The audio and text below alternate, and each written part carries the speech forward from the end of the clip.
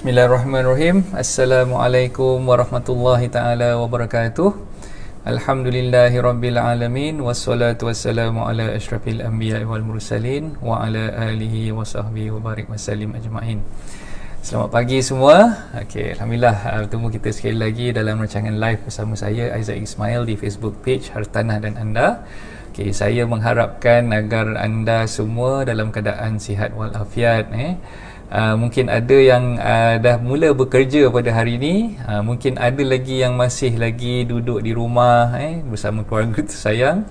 Dan kita fahamlah dalam tempoh kata apa, Perintah Kawalan Pergerakan Bersyarat ni, kita semua dah dibenarkan untuk keluar daripada rumah untuk mulakan pekerjaan kan. Jadi itulah, sementara kita nak tunggu kawan-kawan yang lain masuk. Jadi saya mengharapkan agar tuan-tuan perempuan boleh bantu saya. Siapa yang dah join rancangan live ni boleh tolong kenalkan diri, bagi salam dan sebagainya. Sekurang-kurangnya lah saya tahu anda dah join bersama dengan saya pada pagi ni. Dan bagi yang dah join tu, janganlah segan-segan, janganlah malu-malu untuk bantu saya. Tolong bantu saya untuk sharekan, kongsikan rancangan live ni kepada rakan-rakan anda yang lain, supaya kita boleh tarik seramai mana yang boleh untuk join perbincangan kita pada pagi ni berkenaan dengan topik manfaatkan PKPB dengan bijak. Okey, insyaAllah. Right, siapa-siapa yang dah join tu tolong bagi komen, sebab saya nak tahu siapa-siapa yang dah masuk tu, supaya saya boleh tegur anda seorang-seorang. Okey, sekurang-kurangnya saya tahulah yang dah join, dan kita bolehlah sama-sama kata apa, berinteraksi lah. Tak naklah macam kita one way communication aja. Dah berapa hari yang lepas ni kita tak bersiaran secara live. Jadi ini masuk hari yang kedua. Semalam kita dah mula, tapi semalam tu agak singkat sikit, saya tak sempat nak prepare apa-apa sangat. Jadi ini hari yang officially lah kita mulakan balik kita punya kelas online. Jadi untuk pagi ni, seperti mana yang kelazimannya, saya nak tahulah siapa yang dah join. Jadi siapa-siapa yang dah bersama-sama dengan saya untuk pagi ni, minta tolong tuan-tuan perempuan untuk bagi salam dan tegur-tegurlah saya dalam ruangan komen tu, supaya saya tahulah yang saya tak berkesorangan pagi ni dan anda bersama-sama dengan saya. Okey. Okey, nama Haji Wahab dah muncul di situ. Waalaikumsalam Haji Wahab. Terima kasih banyak-banyak Haji Wahab yang sangat setia, setiap hari bersama-sama dengan saya. Okey. Sahabat saya Faizal Zakaria pun ada. Waalaikumsalam. Terima kasih. Tuan Faizal Rahmat pun ada daripada Rawang. Oh, Tuan Faizal daripada Rawang. Terima kasih Tuan Faizal. Okay, first time ke Tuan Faizal join ni? Saya rasa macam first time ni, tak pernah nampak Tuan Faizal Rahmat sebelum ni. Cikgu kita pun dah ada pagi ni. Terima kasih cikgu. Cikgu Jamrus Property, legend kita dalam bidang tanah. Okay, cikgu macam mana? Duduk entok-entok lagi kat rumah ke dah mula keluar bertebaran di muka bumi?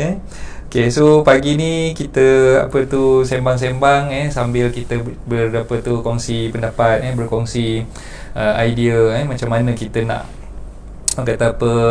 manfaatkan tempoh PKPB ni dengan perkara-perkara yang mendatangkan faedah kepada kita lah. InsyaAllah itu topik yang saya nak discusskan pada pagi ni.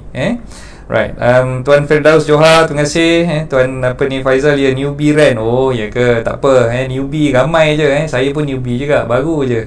Baru 18 tahun dalam bidang hartanah ni. Okay? So itulah yang mana-mana yang rakan-rakan yang baru join tu, insyaAllah kita sama-sama belajar, kita sama-sama berkongsi. Kalau ada idea daripada tuan-tuan perempuan semua, saya mengalu-alukan. Kita sama-sama lah bantu-membantu di antara satu sama lain, insyaAllah. Okey, siapa lagi yang dah join ni? Janganlah malu-malu, jangan segan-segan. Kalau dah join tu, tolonglah bagi salam dan kenalkan diri anda. Sekurang-kurangnya kita tahulah yang anda dah join, kita bolehlah sama-sama bersembang. Okey, kita mulakan topik perbincangan kita pada pagi ni. Okey, so macam yang saya dah preparekan slide tu, manfaatkan PKPB dengan bijak. So kita buat sesi pagi ni sebagai sesi sembang santai lah. Kita tak payahlah nak terlalu formal sangat. Boring kalau formal ni. Saya ni jadi sempoi je, tak ada nak formal lah kan. So kalau ada apa-apa pertanyaan, ada apa-apa komen yang anda nak masukkan dalam ruangan komen, silakan. InsyaAllah kita akan cuba ramai rakan-rakan kita yang ada dalam ni pun boleh bantu untuk menjawab segala persoalan atau pertanyaan anda tu, dan kita bincangkan bersama, insyaAllah. Tuan Zahar, Waalaikumsalam cikgu. Mana gunting rambut tu? Oh, ada juga yang perasan saya ada gunting rambut. Alhamdulillah, 2 hari lepas saya Ahad tu, alhamdulillah saya orang kata apa pertemukanlah dengan sahabat saya. Sahabat saya dia datang ke rumah. Dia datang ke rumah, asalnya tu dia nak jumpa untuk handover ada barang yang saya order daripada dia. Jadi bila dia datang ke rumah tu, saya minta tolonglah dia guntingkan rambut dia. Dia memang pakar gunting rambut, dan kebetulan alat-alat gunting tu memang ada kat rumah. Dia bawa bersama lah dalam kereta tu. Jadi saya minta dia tolong guntingkan. Dia pun alhamdulillah sudi menggunting rambut saya. So tu yang saya handsome sikit hari ni. Kalau tak macam singa dah. Okay, siapa lagi? Yusri Pruning Hatana. Tuan Yusri, Waalaikumsalam. Terima kasih siapa-siapa yang dah join ni. Okay, right. So untuk perbincangan kita pada pagi ni, manfaatkan PKPB dengan bijak. So apa yang kita nak kena buat dalam tempoh PKPB ni? Sebelum saya kupas lebih lanjut tentang perkara-perkara yang anda boleh manfaatkan dalam tempoh PKPB ni, saya nak cerita sikit lah tentang sharing yang dah dibuat oleh Tuan Faizul. Tuan Faizul Rizwan semalam dia ada buat sharing, dan hari ni saya akan kongsikan kepada tuan-tuan puan semua. Dan saya petik apa yang dah sampaikan oleh Tuan Faizul, dan benda tu memang bagi saya memang best lah. Perkongsian dia tu saya rasa berdosa kalau saya tak sharekan kepada tuan-tuan puan semua. Jadi ini yang saya ambil kesempatan tu untuk buat slide ni, dan saya petik lah apa-apa yang Tuan Faizul dah sharekan dalam dia punya perkongsian semalam. Alright, so adakah rakyat Malaysia sudah bersedia? Okay, bila kita sebut tentang PKPB, dulu PKP, sekarang ni dah ada tambah B kat belakang. So apa beza dia PKP dengan PKPB ni? Kan, apa bezanya? Okay, so PKP kita tahulah Perintah Kawalan Pergerakan. Okay, so Perintah Kawalan Pergerakan, dalam tempoh Perintah Kawalan Pergerakan ni memang pergerakan kita sangat-sangat terhad. Kita tak boleh nak keluar lebih daripada 10 km radius. Kalau nak keluar masa awal-awal dulu, keluar seorang je satu kereta kan. Yang naik motosikal tak boleh ada pembonceng. Kena keluar seorang-seorang. Lepas tu dia longgarkan sikit, boleh keluar berdua. Baru-baru ni sangat lah, baru je. Lepas tu dah longgarkan lagi, dia lepas PKPB ni dah boleh keluar berempat pula kan. Jadi pada awal-awal tempoh PKP, kita cerita PKP dulu. So aktiviti ekonomi memang tak boleh dijalankan. Maknanya ada sektor-sektor yang dipanggil essential services. Essential services saja yang dibenarkan untuk beroperasi kan. Jadi kalau misal kata daripada awal lagi 18 hari bulan Mac kita dah bermula, sampailah ke tarikh 4 Mei baru ni, semalam munculnya PKPB. B belakang tu maksud dia bersyarat lah, Perintah Kawalan Pergerakan bersyarat. Okey. Jadi antara alasan-alasan yang kerajaan kemukakan untuk mewujudkan PKPB ni adalah kerana ramai rakyat Malaysia yang affected ataupun terkena tempias yang begitu teruk, begitu dahsyat sekali, kerana mereka tidak boleh nak menjana pendapatan dari segi nak menjana ekonomi peribadi, ekonomi keluarga mereka, perniagaan mereka terjejas, dan dikhawatiri kalau misalkan kerajaan masih lagi tidak membenarkan sektor-sektor ekonomi ni untuk memerlukan dia punya operation tu, kita risau takut apa-apa pelanjutan lebih panjang, tempoh PKP ni dilanjutkan dengan lebih panjang lagi, dikhawatiri sektor ekonomi kita memang sangat-sangat teruk terjejas. Okey, so itulah sebenarnya kenapa kerajaan wujudkan PKPB, dan saya percaya pihak kerajaan telah pun menjalankan kajian dengan secara menyeluruh, dan banyak bukan setakat daripada think tank di Malaysia saja, kita juga ambil buah fikiran ataupun cadangan daripada pakar-pakar luar negara dan sebagainya. Jadi kita rasakan bahawa langkah yang telah diambil oleh kerajaan tersebut adalah langkah yang bijak dan memang patut. Okey, itu pandangan setakat pandangan peribadi saya, memang itulah yang sepatutnya kerajaan dah buat lah. Seperti mana yang saya dah sharekan dalam slide saya ni.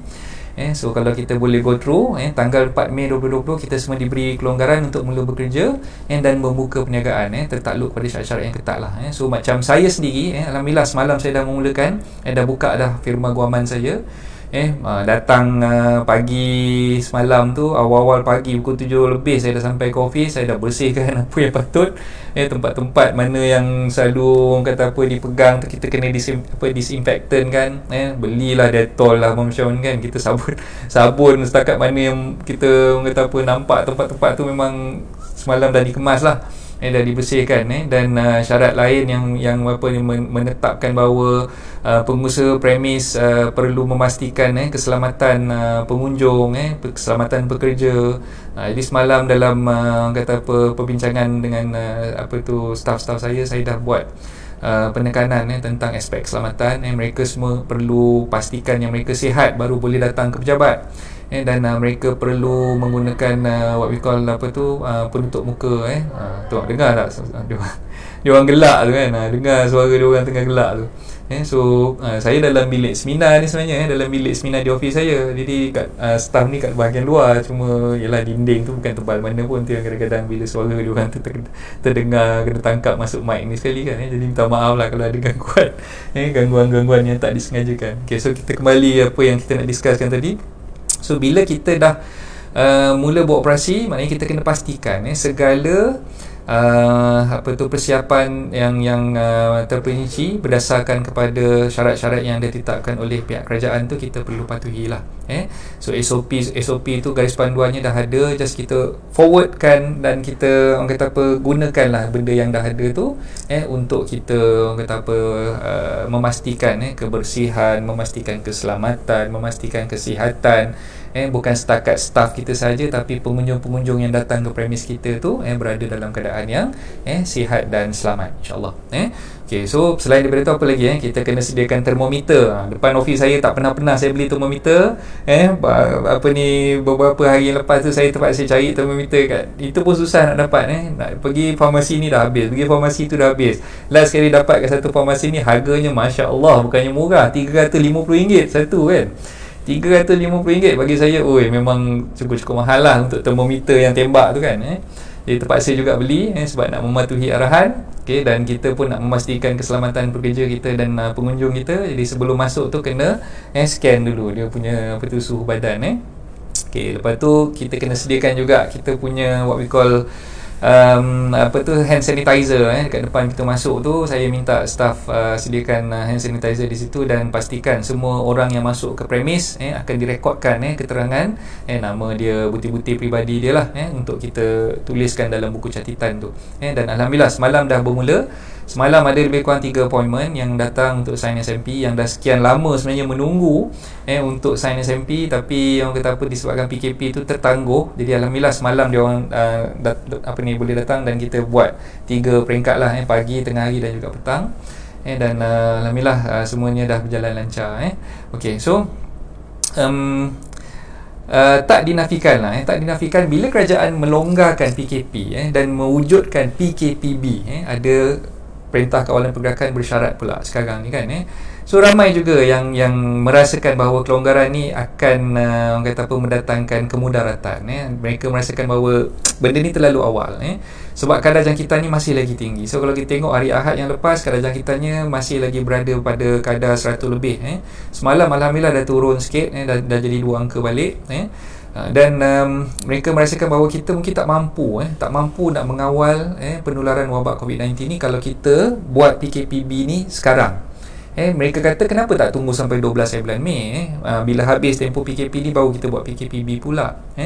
Dan mungkin ramai di kalangan kita yang masih lagi merasakan bahawa rakyat Malaysia ni masih lagi belum cukup sedar, belum cukup tinggi level motivasinya, belum cukup tinggi level kesedarannya untuk orang kata apa menjaga diri sendiri, untuk membuat penjarakan sosial, untuk orang kata apa mematuhi segala arahan SOP yang dah ditetapkan oleh kerajaan. Okay, so ini pandangan majoriti lah saya rasa, majoriti rakyat Malaysia yang merasakan bahawa PKPB ni dibuat terlalu awal. Okay, right. So saya tak nak kata pendapat anda tu salah, saya pun tak kata pendapat saya tu betul. So sama-sama kita bincangkan, dan mungkin bagi saya perkara ni kata apa perlu ada buah fikiran daripada rakyat, perlu ada buah fikiran daripada bijak pandai, perlu ada buah fikiran daripada pemimpin kita, supaya kita boleh sama-sama fikirkan langkah yang terbaik,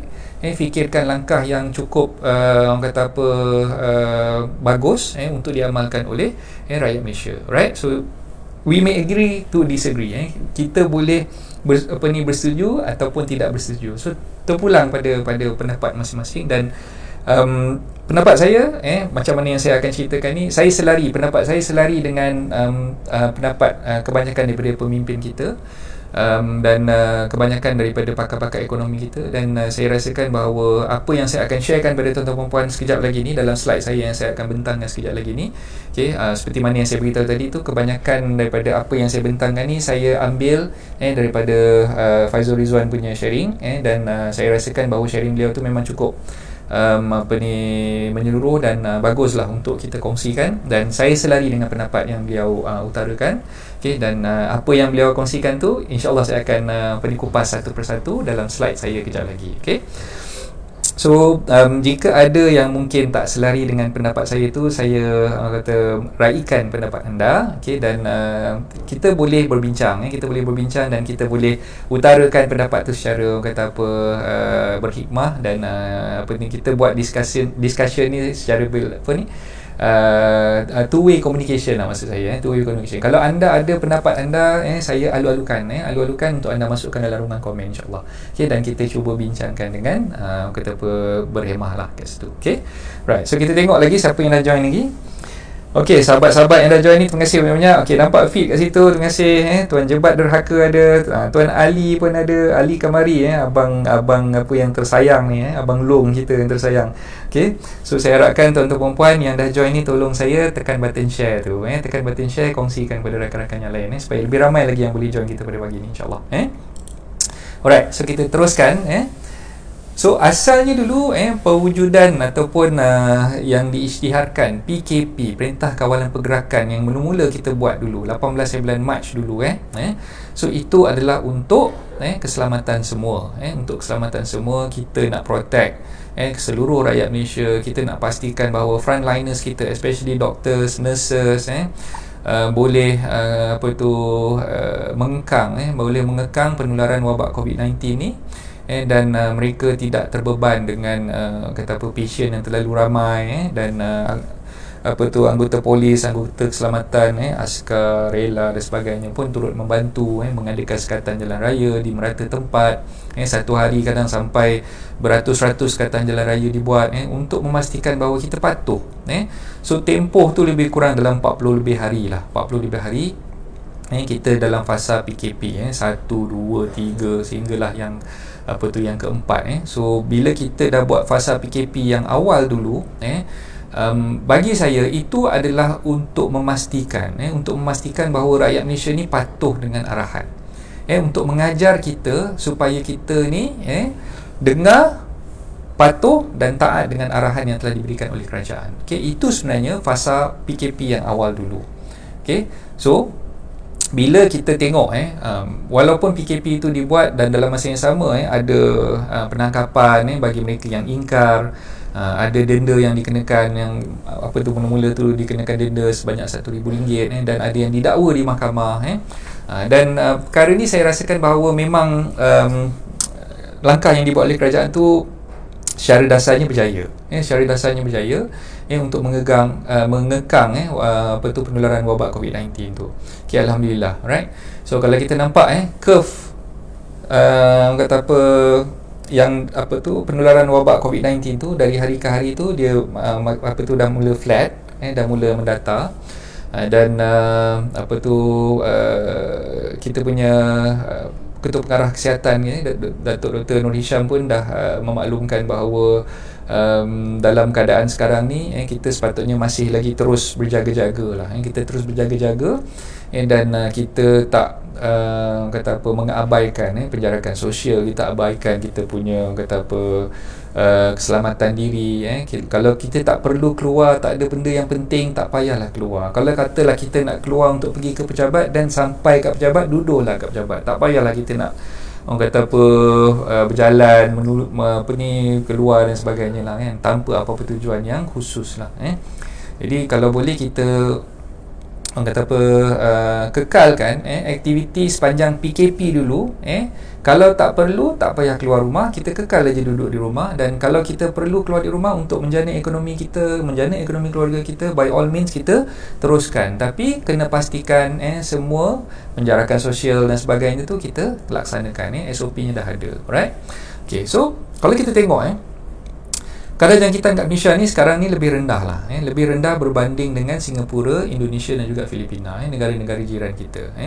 Kerana PKP kita jauh lebih awal. So kita dah laksanakan PKP ni awal lagi. Diorang belum start, kita dah mulakan. Kalau kita tengok yang dulu, macam Singapura, awal-awal dulu bila Singapura tak buat PKP, Singapura punya mula-mula tu mungkin dia rasakan bahawa kadar jangkitan tu tak begitu tinggi dan mereka membenarkan rakyat untuk bekerja macam biasa dan sebagainya. Cuma akhir-akhir tu barulah nampak penularan tu begitu drastik sekali, especially dekat dormitory ataupun asrama-asrama yang melibatkan pekerja asing mereka kan. So bila dah teruk sangat, dah sampai beribu-ribu yang kena infected dan sebagainya, barulah mereka melaksanakan PKP. Okay, so unfortunately perkara tersebut berlaku di negara jiran kita yang paling terdekat, iaitu Singapura. Okay? Dan kita tengok di Indonesia pun sama. So bila awal-awal tu mereka tak buat PKP, kita dah mulakan PKP sejak awal bulan Mac hari tu, dan langkah Indonesia untuk tidak mengadakan PKP tu kita dah nampak kesannya sekarang. So beratus-ratus orang dah meninggal di Indonesia disebabkan penularan wabak COVID-19 ni. Begitu juga di Filipina. Okay? So kerana PKP mereka ni dijalankan lambat, jadi bila lambat mereka mungkinlah pada awalnya dulu mereka merasakan bahawa penularan wabak ni boleh ditangani tanpa melakukan orang kata apa, PKP di tempat mereka, dan mereka merasakan bahawa penjanaan ekonomi itu memang lebih penting berbanding dengan orang kata apa, mengekang penularan wabak COVID-19. Jadi mereka teruskan dengan aktiviti itu macam biasa kan. Tapi kita sebaliknya lah, kita dah buat PKP tu awal sebab kita rasakan bahawa pengekangan penularan wabak ni paling penting. Kalau wabak tak boleh dikekang daripada awal lagi, kita tak buat PKP, akan jadi masalah yang lebih besar kemudian hari nanti. Okay, so Alhamdulillah pemimpin-pemimpin kita, syabas saya ucapkan atas orang kata apa, inisiatif dan langkah yang dah diambil oleh pemimpin kita, oleh kebanyakan orang kata apa, what we call berbanding dengan kebanyakan negara-negara ASEAN yang lain, kita terlebih dahulu dah laksanakan PKP tu. Alright.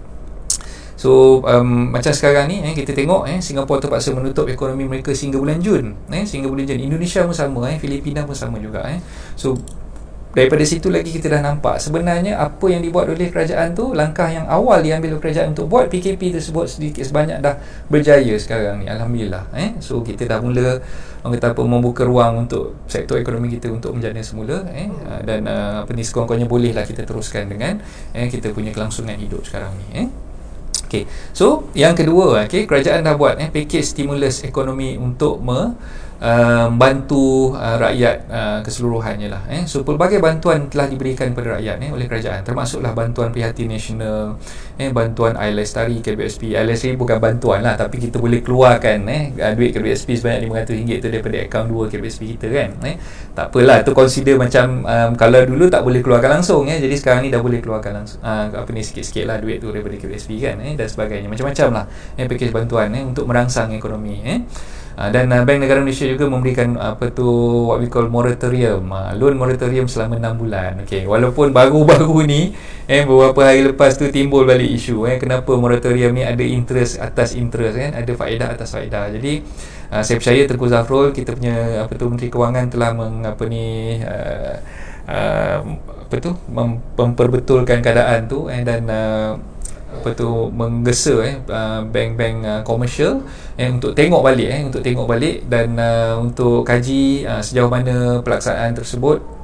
Dan saya rasa banyak kita dah nampak dah banyak bank yang tidak mengenakan faedah atas faedah sekarang ni, dan untuk menjawab soalan tu, saya syorkan tuan-tuan puan semua untuk hubungi bank masing-masing, dan jangan dengan sebelah pihak sajalah. Jangan kita percaya bulat-bulat. Katalah macam antara bank yang dah mewujudkan orang kata apa, menghapuskan interest atas interest tu, dan moratorium tu tak mengenakan faedah charge lewat dan sebagainya tu, antaranya adalah macam saya dah baca tu Agrobank.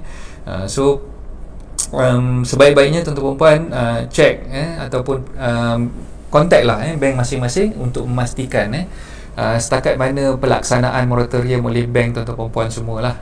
So jangan dengar pada sebelah pihak saja, jangan kita pula kata apa menjadi pakar ekonomi cuba untuk ceritakan kepada orang lain benda yang kita sendiri tak berapa faham. Jadi saya ambil pendekatan macam tu lebih selamat lah. So tuan-tuan perempuan nak dapatkan maklumat lanjut, loan masing-masing dengan bank yang berbeza kan. So ada yang buat dengan bank rimau, ada buat dengan bank sotong, ada buat dengan bank unta, macam-macam bank ada kan. So masing-masing ada pinjaman masing-masing ada contact number yang tuan-tuan perempuan perlu hubungi sendiri dan dapatkanlah maklumat tu terus daripada bank tuan-tuan perempuan yang mana tuan-tuan perempuan buat pinjaman.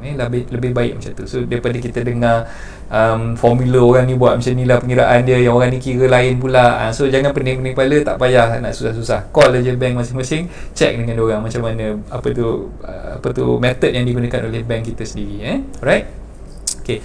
So dengan adanya moratorium selama 6 bulan ni, sekurang-kurangnya dalam tempoh 3 bulan yang pertama tu sebenarnya itu untuk membolehkan kita bernafas lah. So kita tak perlu nak bayar installment bulanan kita kepada pihak bank. Jadi duit yang ada tu kita boleh gunakan untuk kelangsungan hidup kita kan. Especially bagi mereka yang tak boleh nak bekerja, yang tak boleh nak menjana pendapatan. Jadi mereka sangat-sangat memerlukan duit kat tangan untuk membelanjakan duit tersebut untuk beli makanan, untuk beli keperluan anak, family dan sebagainya kan. So mereka boleh gunakan benda tu. Okay, dan untuk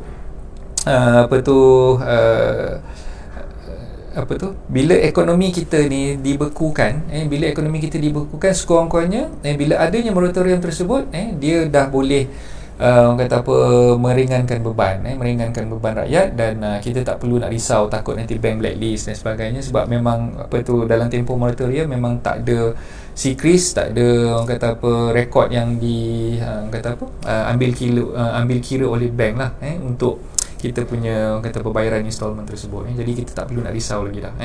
Okay, so gunakanlah dengan baik, gunakanlah dengan bijak peluang yang ada tu.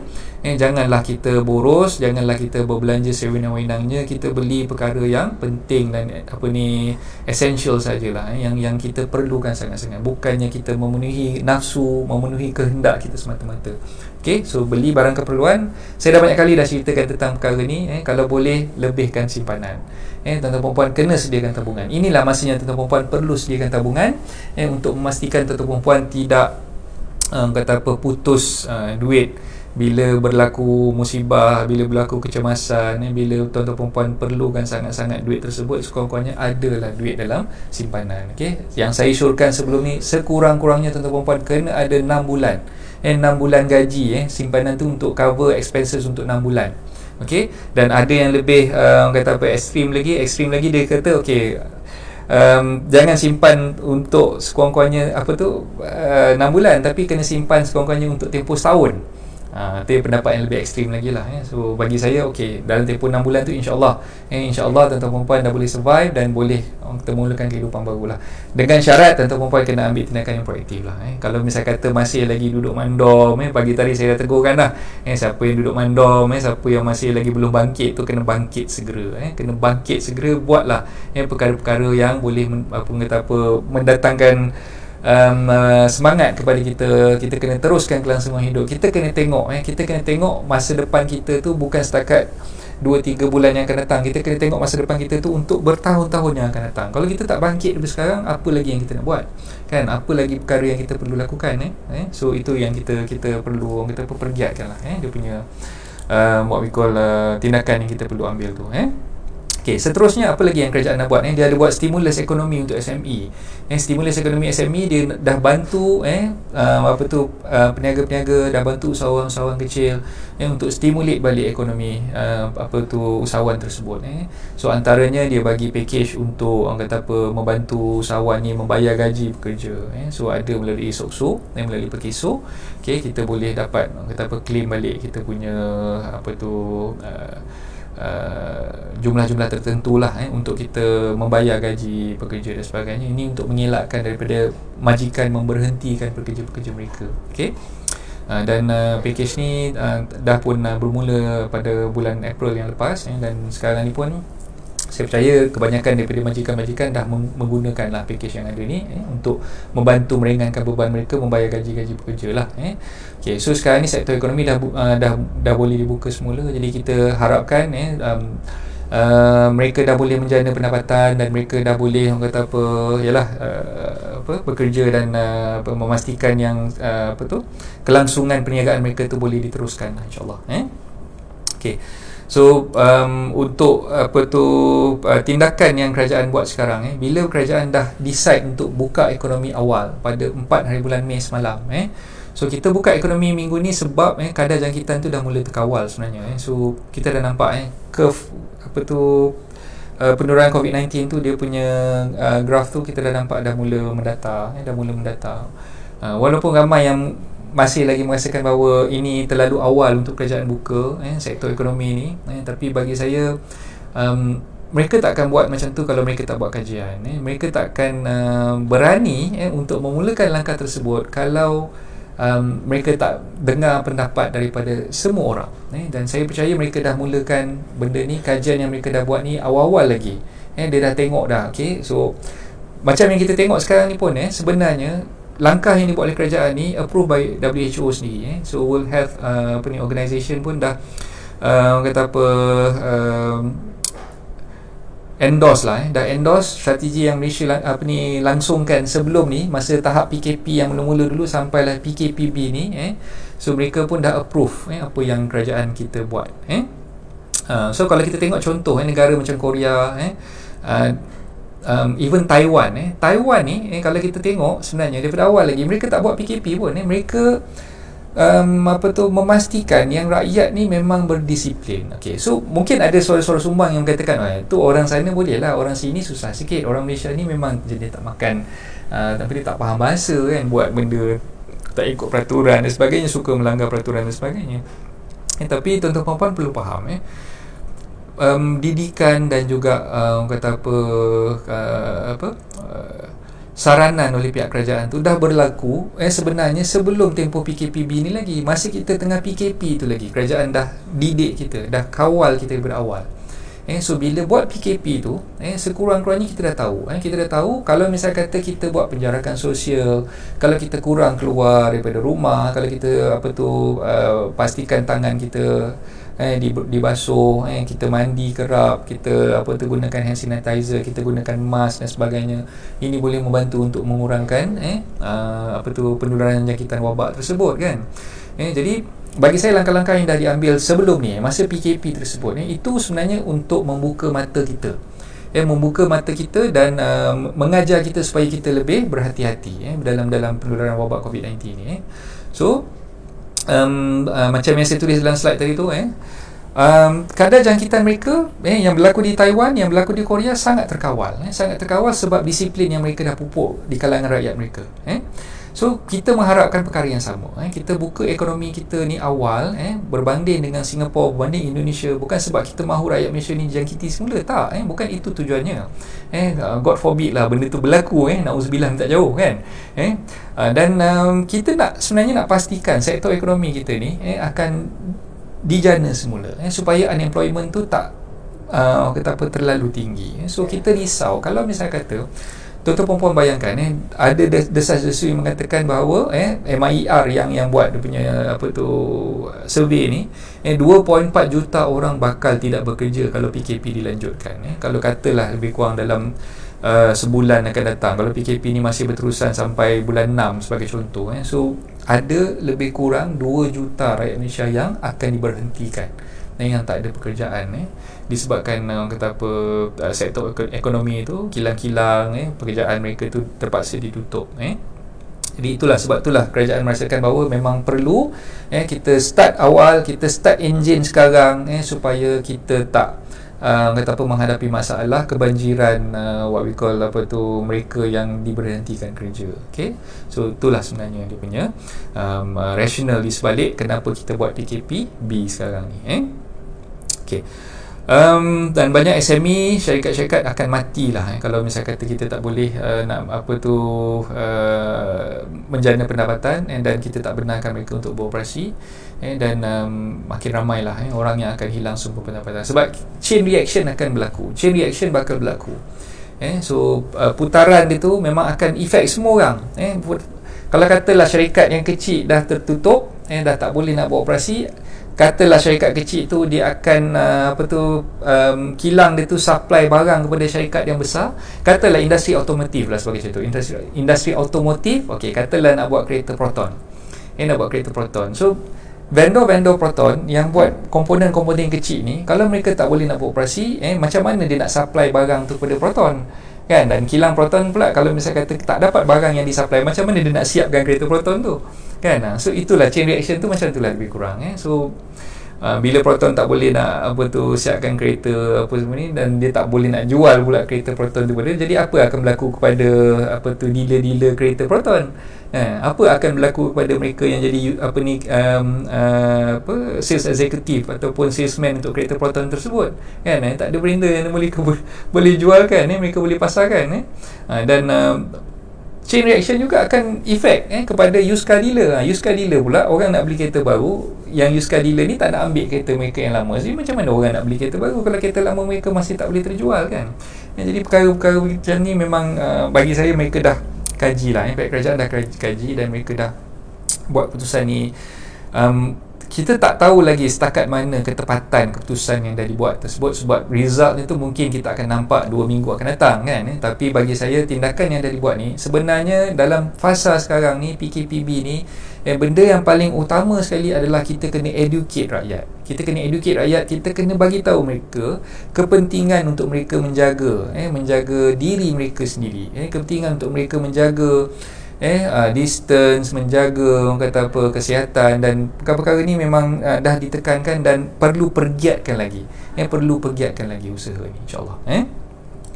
Alright, so seterusnya kerajaan lakukan PKPB ni sekarang ni sebenarnya secara impliedly lah, saya nampak benda ni secara impliedly, dia berhasrat untuk menunjukkan kepada pelabur-pelabur asing bahawa Malaysia dah bersedia. Malaysia dah bersedia untuk ajak pelabur-pelabur asing untuk masuk ke negara kita. Kerana apa? Kerana dengan cara pelaksanaan PKP sebelum ni, dengan cara pelaksanaan PKPB sekarang ni, kerajaan kita sekarang ni memang dah nampak, mata dunia pun dah nampak sebenarnya kerajaan kita ni dah boleh menangani krisis dengan baik. Kalau katalah sekarang ni kita cerita pasal dulu lah, ada satu kerajaan yang sempat memerintah tak sampai 2 tahun lebih, so kerajaan yang dulu tu kalau kita tengok setiap hari dia akan momokkan rakyat kita, ekonomi dah teruk, ekonomi kita dah bankrupt, negara kita bakal muflis, kita hutang sekian-sekian banyak semua.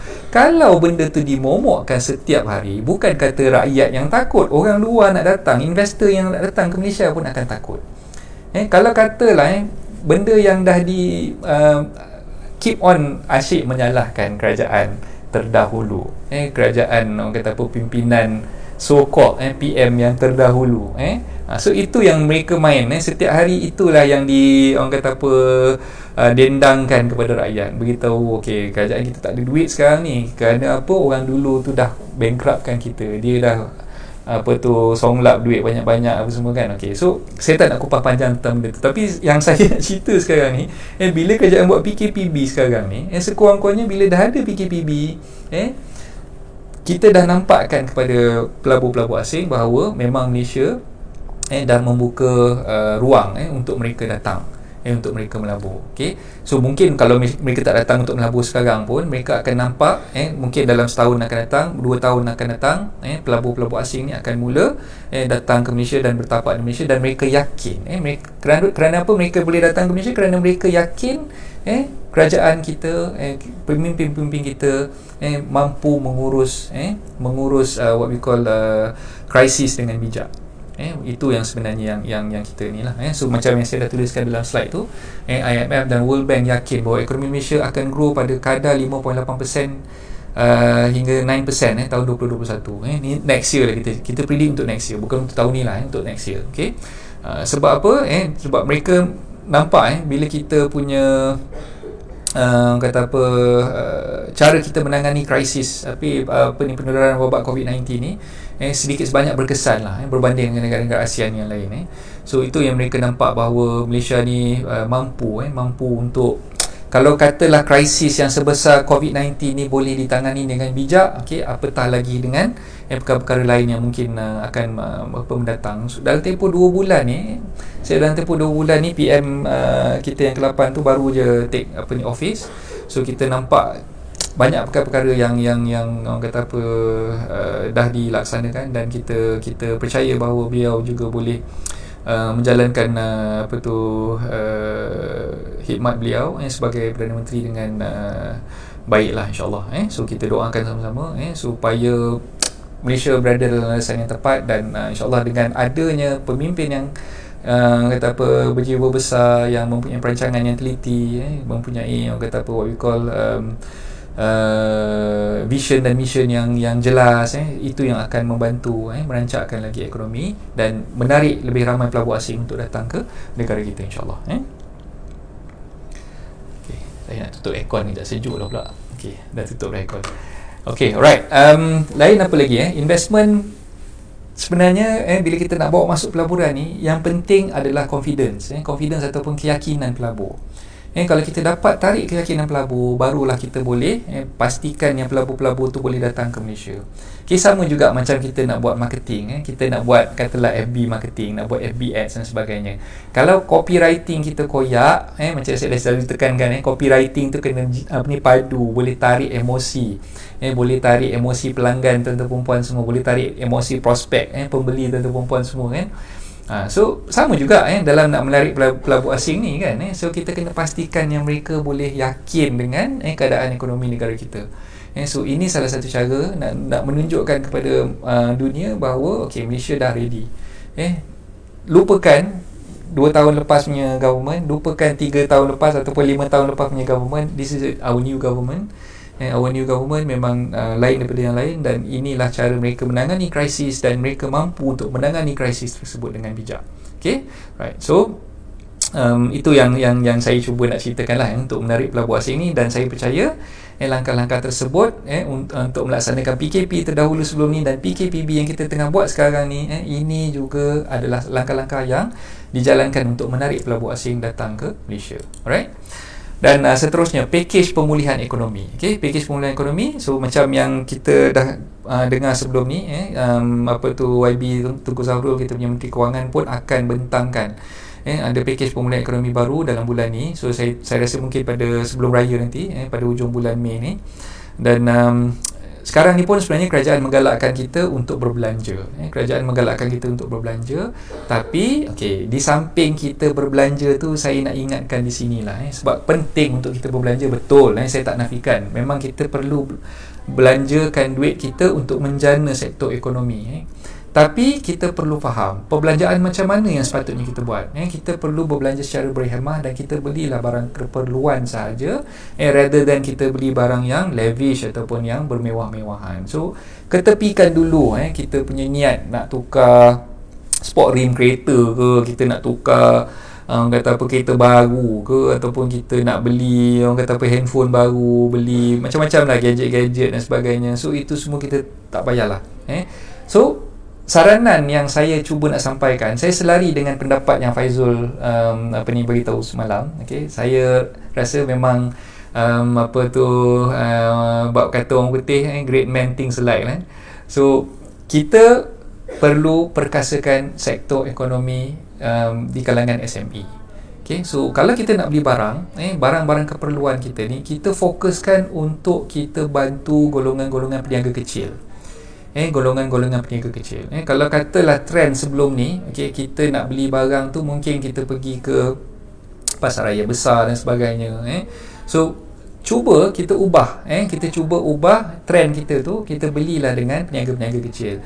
Kalau katalah peniaga kecil ni jual barang yang mungkin lebih kurang sama kualitinya, dan kata apa, dari segi harganya pun lebih kurang sama macam yang kita beli di pasaran-pasaran besar. So cadangan dan saranan saya, kalau boleh kita cuba ubah. Kalau dulu trend kita suka pergi ke pasar raya besar, dan kali ni kita cubalah beli dengan peniaga-peniaga SME ni. So kita rancakkan, mereka ni yang patutnya kita bantu, mereka ni lah patutnya, ekonomi mereka ni kita patut suntik. Kita beli barang daripada mereka, bila mereka dah dapat hasil daripada jualan barang-barang mereka tadi tu, so kita dah bantu merancakkan lagi ekonomi. Sebab peniaga kecil ni kebanyakannya adalah peniaga bumi-putera kan. So kita tahu bila peniaga bumi-putera ni kita dapat bantu, sekurang-kurangnya kita dah berjihad ekonomi kat situ. So tu keyword dia, jihad ekonomi kita dah mulakan di situ untuk bantu peniaga kecil di kalangan bumi-putera. Okay? So cubalah, cuba ubah kita punya lifestyle, kita cuba ubah kita punya norma-norma kebiasaan kita terdahulu sebelum ni, hidup mungkin dengan bermewah-mewahan dan sebagainya. Kita cuba low profile lah selepas ni. Low profile bukan bermakna kita tak boleh nak meneruskan kelangsungan hidup kan. Kita tak perlu malu pun, sebab semua orang menghadapi perkara yang sama. Dan kalau kita tak mulakan daripada sekarang, bila lagi kita nak cuba ubah? So duit yang banyak, kalau katalah duit tu terlalu banyak sekalipun, apalah salahnya kalau misalnya kata duit tu kita gunakan untuk tujuan-tujuan yang lebih baik. Contohnya kita lebih banyakkan berzakat, kita banyakkan bersedekah, banyak berinfak. So itu lebih baik, rather than kita spend duit tu lavishly, beli barang-barang yang merapu, yang tak tentu arah. Ya memanglah duit tu duit kita, suka hati kita lah kita nak spend macam mana. Tapi apa yang tuan-tuan perempuan buat, kalau berlaku perkara macam tu, tak tukar lagi kita punya spending power dan sebagainya, kita masih lagi berada dalam keadaan yang kita rasakan yang tak ada apa-apa impact kat atas diri kita. So dikuatirilah satu masa nanti bila kena badai yang lebih besar melanda kita, masa itulah kita akan terduduk dan kita dah tak ada apa-apa lagi yang kita boleh berpegang pada masa itu. So kita tak tahu kuasa Allah tu macam mana, kita tak tahu masa depan kita macam mana. Sebab bila Allah kata kun fayakun, jadilah, so maka akan jadilah perkara tersebut. Jadi sediakanlah financially, biarlah kita dalam keadaan yang berjaga-jaga, dan kita gunakanlah peluang ni untuk kita lebihkan simpanan, kita spend untuk keperluan yang mendesak sahaja. So tak payahlah nak memenuhi nafsu dan kehendak. Alright. So apa lagi yang kita nak okay, so kesimpulannya kat sini, macam yang saya dah terangkan daripada awal tadi, kita tak mampu untuk bekukan ekonomi kita terlalu lama. So langkah yang dibuat oleh kerajaan dengan melaksanakan PKPB sekarang ni adalah satu langkah yang bagi saya tepat. Langkah yang tepat untuk merancakkan lagi ekonomi negara kita. Dan ini akan membolehkan sektor-sektor ekonomi ni boleh terus menggajikan pekerja, tidak memberhentikan pekerja dengan sewenang-wenangnya, sebab mereka dah boleh menjana pendapatan. Bila sektor ekonomi dah boleh buka, mereka dah boleh lah dapat income di situ dan membayarlah gaji pekerja-pekerja yang mereka dah hire tu kan. So itu sebenarnya yang kerajaan buat sekarang ni, untuk memastikan kelangsungan hidup seluruh rakyat Malaysia. Bukan sebab kerajaan tak sayang kita, bukan sebab kerajaan rasa bahawa kita ni nak didedahkan dengan penyakit, dia suruh kita keluar dan sebagainya. Kalau kita tak perlu keluar, tak payahlah keluar. Kalau kita rasa kita masih lagi boleh duduk di rumah, kita boleh survive, kita duduk sajalah di rumah kan. So bagi mereka yang terkesan dengan PKP sebelum ni, especially untuk anda sahabat-sahabat pejuang hartanah yang ada bersama-sama dengan saya pada pagi ni, okay, so kita tak boleh nak keluar dah berapa lama dah, lebih kurang 40 lebih hari. Kita tak boleh nak keluar, tak boleh nak set appointment. Kita asyik tertanya-tanya sampai bila kita nak duduk kat rumah ni. Kita asyik tertanya-tanya sampai bila kita tak boleh nak keluar untuk buat appointment dengan orang kan. Kita risau. Bila kita tak dapat buat appointment, kita tak dapat nak close sale, macam mana commission nak masuk kan? Macam mana kita nak dapatkan pendapatan untuk sara kehidupan kita, family kita, anak-anak kita dan sebagainya kan. Jadi bila kerajaan dah benarkan sektor ekonomi di dalam fasa PKPB ni untuk apa tu beroperasi. Jadi inilah peluang yang kita perlu ambil. So kalau dulu, so sahabat-sahabat Ren, saya kadang-kadang terfikir jugalah, dalam tempoh 40 lebih hari kita ber-PKP sebelum ni, setiap hari saya ikut udara secara live, dan setiap hari saya menyampaikan informasi, menyampaikan maklumat, menyampaikan ilmu, berkongsi tips dan sebagainya kepada tuan-tuan perempuan semua. Dan setiap kali itulah saya mengingatkan tuan-tuan perempuan, sahabat-sahabat yang mengikuti rancangan live kelas online saya daripada mula-mula dulu sampailah ke hari ni, setiap kali saya ikut udara secara live memang saya akan ingatkan perkara tersebut, iaitu apa dia, tuan-tuan perempuan perlu memulakan tindakan tu sekarang. Walaupun tak keluar rumah, tuan-tuan perempuan perlu tampil ke depan, perlu menceritakan kepada orang ramai siapa diri tuan-tuan perempuan semua. So kalau misal kata kita tak boleh nak buat marketing secara direct, nak jumpa dengan klien tak boleh, tak nak bawa prospek pergi viewing appointment semuanya tak boleh. So masa PKP dululah, masa PKP yang 40 lebih hari tu, itulah sepatutnya kita gunakan untuk kita bina branding diri kita. Jadi ada yang tanya dengan saya, Coach, macam mana ni sekarang dah PKPB pula, dah boleh keluar, so tak sempat lagi Coach, masa yang nak buat PKP hari tu selama 40 lebih hari tu tak sempat lagi nak buat branding, nak bina branding dan sebagainya. Lepas tu branding pun tak jadi, buat live pun tak sempat. Yang saya dah syorkan tuan-tuan perempuan kena tampil ke depan, kena cakap dengan orang ramai macam mana yang saya tengah buat sekarang ni melalui FB Live pun tak sempat nak buat. Jadi nak buat macam mana Coach? Semua dah bergelabah dah sekarang ni. Kawan-kawan yang lain dah semua dah start engine dah Coach. Semua dah, saya tengok dah start pergi viewing lah apa semua. Saya ni listing pun tak ada lagi. Macam mana nak buat? Jangan risau. So tak terlalu lambat lagi. Bagi rakan-rakan, sahabat-sahabat yang mungkin tak sempat lagi nak bina branding anda dalam tempoh PKP sebelum ni. So apa yang saya syorkan, apa yang saya syorkan sekarang ni, tuan-tuan perempuan, fokus kepada mencari listing di kalangan rakan-rakan yang memegang listing sedia ada. Maksud saya di situ, fokus untuk buat COA dengan diorang.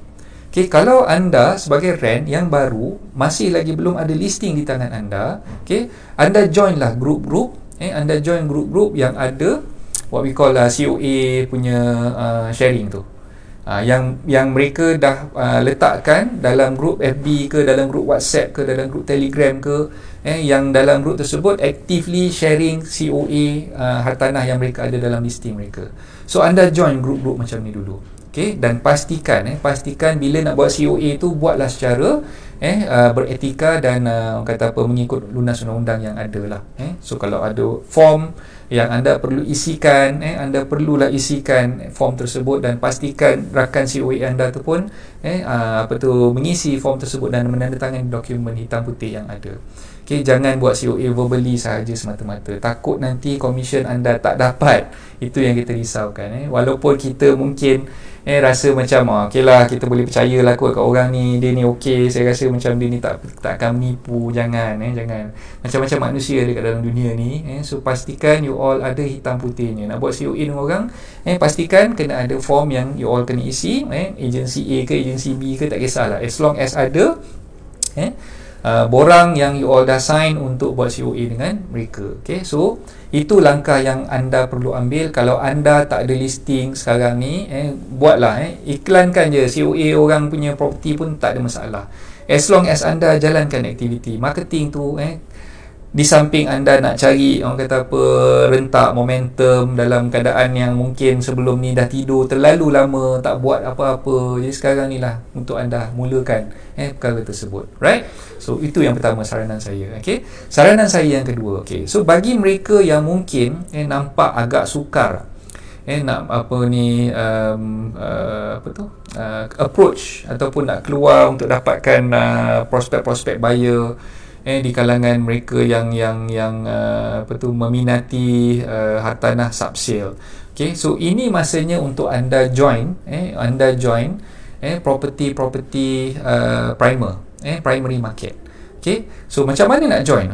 So sekarang ni untuk pengetahuan anda, kebanyakan daripada pemaju-pemaju hartanah yang besar-besar, yang bertaraf PLC, public listed company, mereka dah mula membuka ruang untuk agensi-agensi hartanah bantu mereka untuk pasarkan hartanah-hartanah yang mereka ada. Sebab mereka tengah risau sekarang ni, pemaju-pemaju hartanah tengah risau, takut kalau sekiranya hartanah yang mereka dah launch tu tak boleh nak dijual. Tak boleh nak dijual. Jadi saya sarankan pada anda, bincanglah dengan head of agency anda, dengan principal anda. Cuba bincang dengan mereka, minta mereka ambil tindakan proaktif. Berjumpalah dengan syarikat-syarikat pemaju hartanah. Kalau anda tak keluar, anda tak jumpa mereka, macam mana anda nak tahu peluang yang ada? So inilah masanya untuk anda berjumpa dengan pemaju-pemaju hartanah ni. Keluar, jumpa mereka dan pastikan yang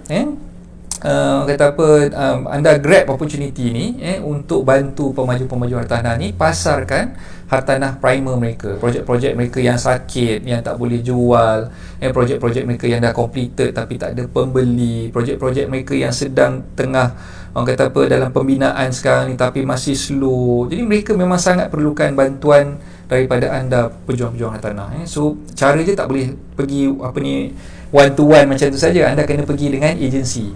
So anda perlu bawa principal anda, bincangkan benda tu dengan principal dengan head of agency supaya mereka boleh bantu untuk bawa lah anak-anak buah ni pergi ke dapatkan deal untuk marketkan property daripada developer. Sebab sekarang ni kita tak tahu market trend.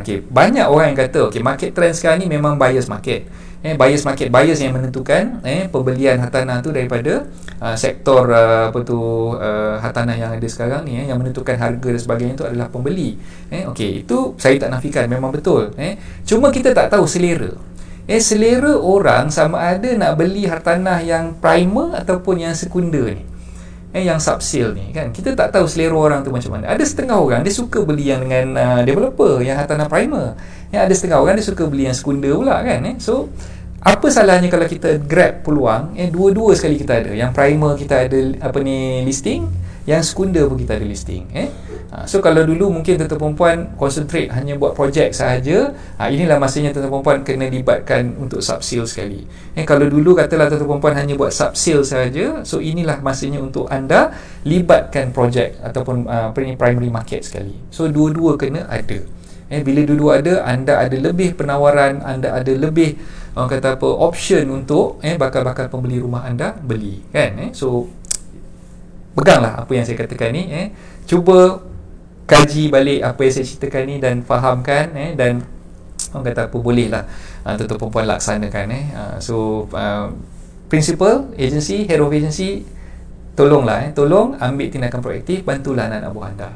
Saya tak boleh nak bantu anda sebab apa? Saya bukannya principal saya bukannya ada agensi hartanah dan sebagainya. Saya hanya seorang peguam, dan saya seronok bila tengok rakan-rakan rent, rakan-rakan pejuang hartanah ni boleh survive. Kerana apa? Bila you all dah dapat close case, you all dah boleh buat sales dan sebagainya, you all mesti akan ingat saya balik benda ni kan, sebab saya yang akan buat SMP-nya kan. So harapan saya bila tuan-tuan perempuan dah dapat close case dan sebagainya tu, janganlah lupakan saya kat sini.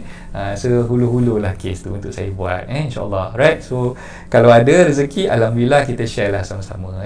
Okay, right, so apa lagi yang kita nak sembang kat sini? So itu antara perkara-perkara yang tuan-tuan perempuan boleh lakukan lah sekarang ni. So kalau tak terlalu lambat, dan teruskan marketing kena buat, offline marketing, online marketing, edar, what we call iklan, kalau nak gantung banner, banting dan sebagainya macam dulu, silakan teruskan.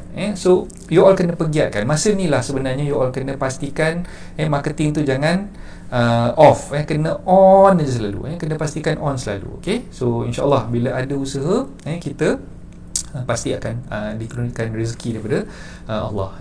Dan yang paling penting sekarang ni, dalam fasa PKPB sekarang ni, kita kena patuhi segala arahan yang dah ditetapkan oleh kerajaan. So ikutlah arahan sedia ada.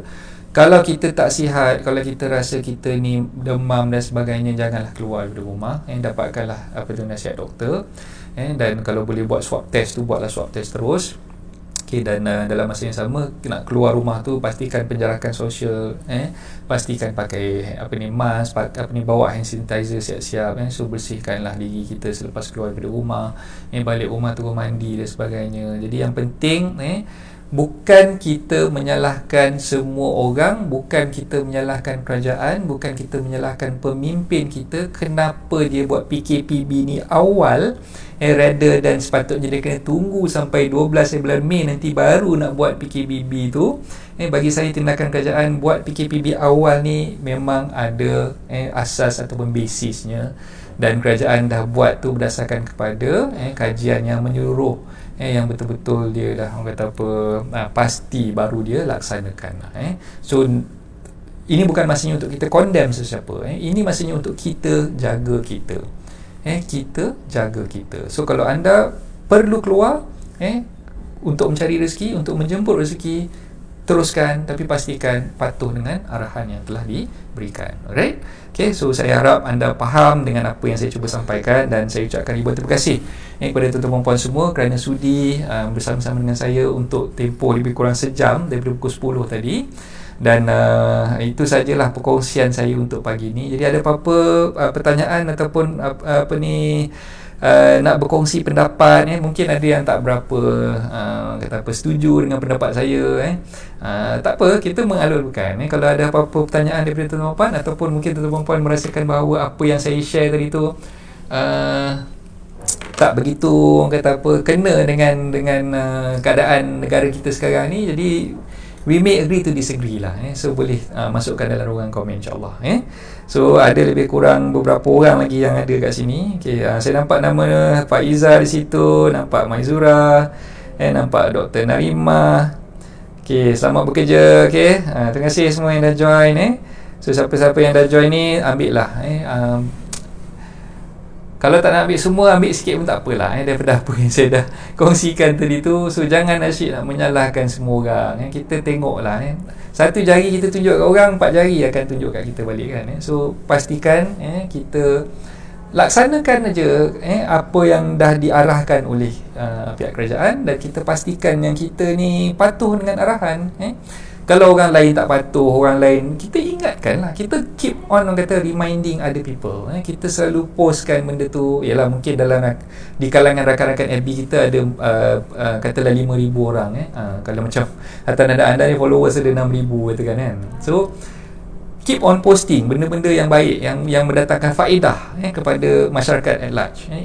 Mengingatkan antara kita satu sama lain, bagi tazkirah ke apa ke, nak menyedarkan orang lain ke tentang kepentingan menjaga penjarakan sosial, kepentingan memakai hand sanitizer, kepentingan memakai mask, menjaga orang kata apa adab-adab kita.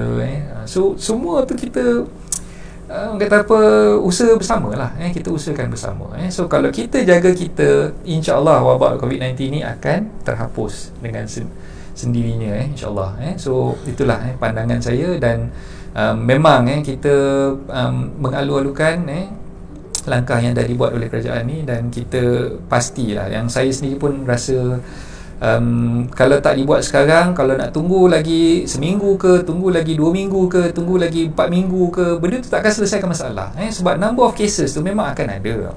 Dia takkan boleh jadi kosong. Takkan nak tunggu sampai dia jadi kosong baru boleh buka sektor ekonomi ni. Kita tak tahu bila. Kita tak tahu bila kan. So ada yang kata buatlah mass test tu. Mass test, semua rakyat Malaysia kena buat test kan. Okey, kena fikir juga sebab WHO sendiri mencadangkan tak perlu buat test kalau kita tak bergejala, tak perlu buat test kalau kita tak pernah berjumpa dengan orang kata PUI dan sebagainya kan. So yang ada apa possibility untuk kena penyakit tu kan. So satu test pun kos dia agak tinggi kan. Dan kalau katalah seluruh Malaysia yang dikatalah sekarang ni ada 30 juta rakyat, 30 juta ni semua kena buat swab test. Masak negara kan, memang duit tu habis kat situ je lah. Tak boleh nak bagi apa BPN ke apa, memang tak boleh lah kan. So itulah yang bagi saya memang tindakan yang dah dijalankan tu kita sokong, dan ia adalah tindakan yang wajar.